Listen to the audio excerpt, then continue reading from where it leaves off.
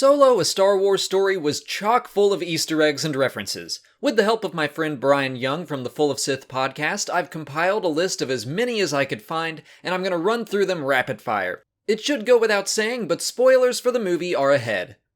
The movie opens on Corellia, which is a planet named all the way back in A New Hope. It played a significant role in the Legends continuity, but this is its first on-screen appearance. Han's dice also made their first appearance in A New Hope, but were displayed much more prominently in The Last Jedi and this film. As Han looks for a place to hide from Moloch, he heads into an Imperial recruitment center which is playing the Imperial Anthem.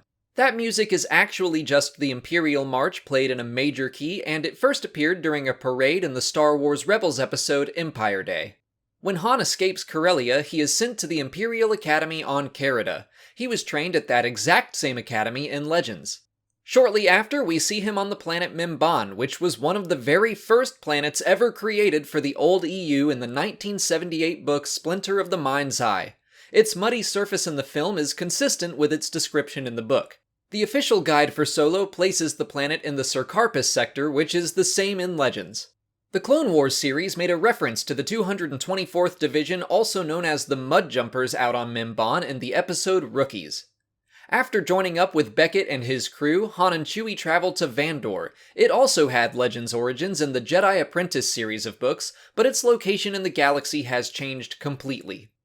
Val asks Beckett why they didn't ask Bossk for help on the job, giving a shout out to the Trandoshan bounty hunter first introduced in The Empire Strikes Back.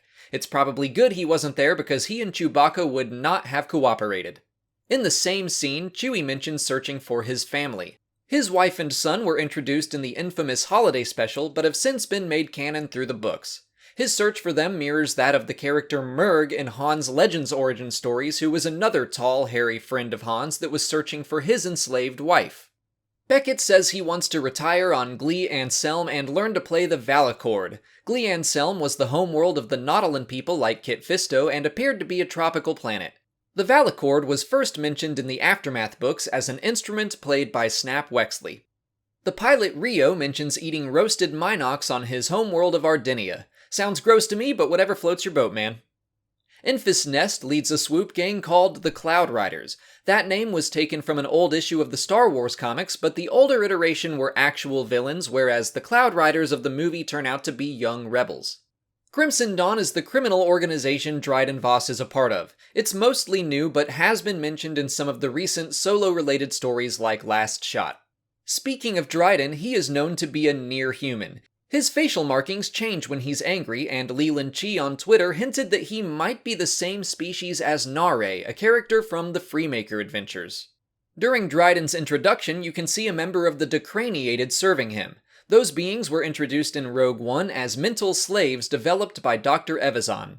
Dryden's office is a treasure trove of Easter eggs. The crystal skull easily seen in the background of many shots was taken directly from the old Han Solo adventure, Han Solo and the Lost Legacy. Just below it, you can see the fertility idol from the beginning of Raiders of the Lost Ark. Another Raiders Easter egg can be found in the official guide, revealing that one of Dryden's guards is named Tote Ra.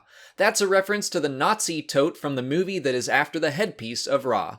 There's a large Sith holocron surrounded by what I assume are a number of other Sith relics. A set of Mandalorian armor is described in the official guide as a near-complete set of Old Republic-era Mandalorian Rally Master Armor. And I'm just saying, if Lucasfilm is ready to define what Old Republic-era Mandalorian armor looks like, that could be a hint towards future content. The statue of the Dancing Goddess is an artifact that first appeared in the same old comics as the original Cloud Rider gang. It was a prize many criminals fought over, and throughout the Legends timeline it changed hands between Prince Xizor, Jabba the Hutt, and more. The official guide mentions even more special items like Rakatan Wraith boxes, Nogri carvers, and Sith obelisks, but we can't spend the entire video in this room, so let's move on. When discussing potential targets that could hold unrefined coaxium, Scarif is mentioned. That's, of course, the site of the Citadel attacked by the Rebel Alliance in Rogue One. I don't know if Sabacc is really an Easter egg or reference at this point, but hey, it had its origins way back in the Lando Calrissian adventures of the 1980s. There are many references to those stories made by Lando himself. He mentions traveling to the Ocean, investigating the Sharu with L337, and visiting the Starcave Nebula. L3's involvement in those stories lead me to believe that she is meant to replace the Legends character of Vuffi Ra, who served as Lando's co-pilot in those adventures. When Han plays sabacc with Lando, he claims to have a VCX-100. That ship model is of Corellian design and is the same model as the Ghost from Star Wars Rebels. Lando later thanks Beckett for killing Aurra Sing. That character first briefly appeared in The Phantom Menace, but she played a larger role in the Clone Wars series. Lando mentions a smuggling job he took on Felucia.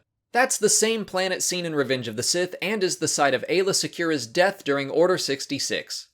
We first meet L337 as she is protesting droids fighting for sport. This is a more tenuous connection, but the old Han Solo adventure, Han Solo at Star's End, involved fighting droids. L3 tells Lando he wouldn't be able to plot a course to Black Spire Station without her, which is a reference to Star Wars Galaxy's Edge, the theme park opening next year. On the Falcon, Chewie and Beckett play Dedrick together. Chewie becomes frustrated and smashes the table. You can see two of the holograms flicker and blink out.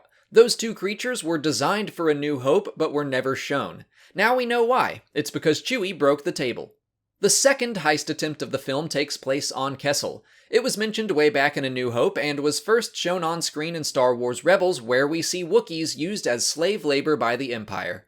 On Kessel, Beckett disguises himself in the same outfit that Lando would wear 14 years later to infiltrate Jabba's palace to save Han. Quay Tulsite is a member of the Pike Syndicate, who were established as running the spice trade off of Kessel in the Clone Wars. Kira takes down the Pike with a martial art she was taught by Dryden called Teräs Käsi. That fighting style first appeared in Shadows of the Empire, but was more famously the name of a Star Wars fighting game for the PlayStation. R2-D2 and C-3PO have appeared in every Star Wars movie up until Solo, but Anthony Daniels does get to keep his status as having been in every film by playing the character Tak, one of the slaves that revolts on Kessel.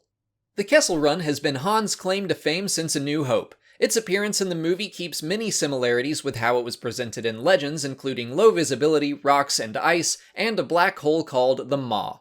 We could also potentially argue that the monster lurking in the Maelstrom could be the inspiration for legends involving a being named Abeloth kept at bay by the black holes. Han recalls the best racer he ever knew until he died, a man named Needles. Writer John Kasdan confirmed on Twitter that that was a reference to the racer named Needles in Back to the Future Parts 2 and 3. The planet Savareen had barely any information about it even in Star Wars Legends. The only fact listed in the Essential Atlas about it was that it was known for its brandy, and we see Beckett order exactly that drink at the bar. Enfys Nest claims her marauders fight against criminal syndicates like Crimson Dawn and the Hutt Cartel. The Hutt Cartel was prominent in the Clone Wars as one of the major criminal syndicates of the galaxy. I think the only major syndicate that doesn't get a direct shout out in the movie is Black Sun. Warwick Davis plays a character named Weasel, which is a name he shares with a background character he played in The Phantom Menace. The official guide confirms the characters are one and the same. Another familiar face can be seen in the Cloud Riders, either Edrio or Benthic Two-Tubes, who can be seen as a member of Saw Gerrera's partisans in Rogue One. Back on Dryden's yacht, the crime lord offers his guests Kolo clawfish to eat. That would be one of the same creatures encountered by Qui-Gon Jinn, Obi-Wan Kenobi, and Jar Jar Binks in The Phantom Menace as they traveled through Naboo's core. After Dryden's death, Kira contacts the true leader of Crimson Dawn, and of course by now you probably know it's Maul. The lightsaber he carries is the same one he has in Star Wars Rebels. He tells Kira to meet him on Dathomir, which is his homeworld and his base of operations in Star Wars Rebels, where he keeps the Darksaber. If you're confused about how he's still alive, check out the video in the cards. Finally, I wanted to mention Tag and Bink, Legends comic characters created by Kevin Rubio who were teased to be in the film.